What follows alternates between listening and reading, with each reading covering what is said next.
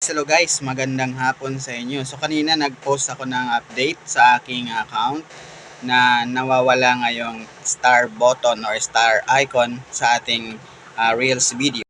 So upon checking din sa ibang mga content creator, wala din yung iba meron pa. So far, yung mga na-check ko naman, nagsasabi, katulad sa account ng asawa ko, meron pa naman akong star icon sa mga video. Pero hindi ko lang siya makita dito sa aking mismo account. And then napadaan ako sa isang content creator na aking friend, si Ma'am Bellissima, na nagsasabi na nga ito ay maaring nangyari dahilan sa abusive na paggamit ng stars. Nami-misuse kasi yung features na ito guys. Di ba katulad kasi tayo kapag nagko-comment tayo ng sunod-sunod sa loob ng 10 segundo or wala pang isang minuto, naka 10 comment ka na ng paulit-ulit, nakaka-spam. Ganon din yan sa pagpa-follow to follow ng friends. Kung naka-accept ka ng 10, magpahinga ka. Kasi kapag sumobra ka doon, magkakaroon ka ng restriction at posibleng maapektuhan yung mga videos mo. Ganon din sa pagsisend ng stars. Dahil kapag naka 10 sunod-sunod ka rin na send ng stars upang magpasalamat, magbigay ng gratitude doon sa mga nanood ng videos mo, sa live mo, ay magkakaroon ka rin ng spammy. Ang naging kaso lang siguro dito guys, kung bakit chine-check ni Facebook yung ating stars or ina-update siguro ay dahilan sa baka magkaroon na ito ng limitation. Yes po, baka magkaroon ng limita ang amount na pwede mong isend sa stars ng isang content creator.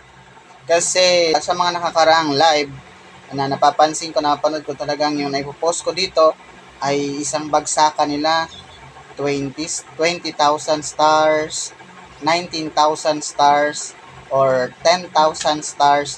Talagang napaka-generous naman na nagbibigay na yun. Nga lang, napansin ni Facebook, siguro ko for equality use, for fair use, kaya ni-review ni Facebook yung star icons natin. Kasi ang malalaking content creator ngayon guys ay nawalan din ng stars.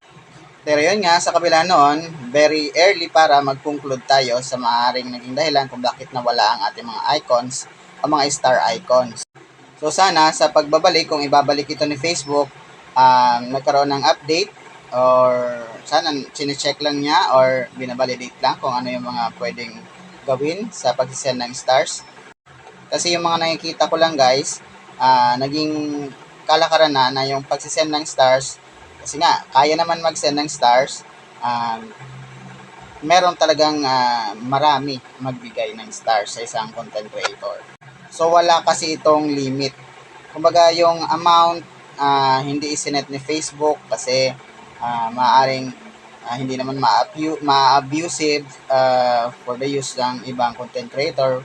But kapag sa ganitong nangyayari, napapansin na niya, maaaring magkaroon ng limitation.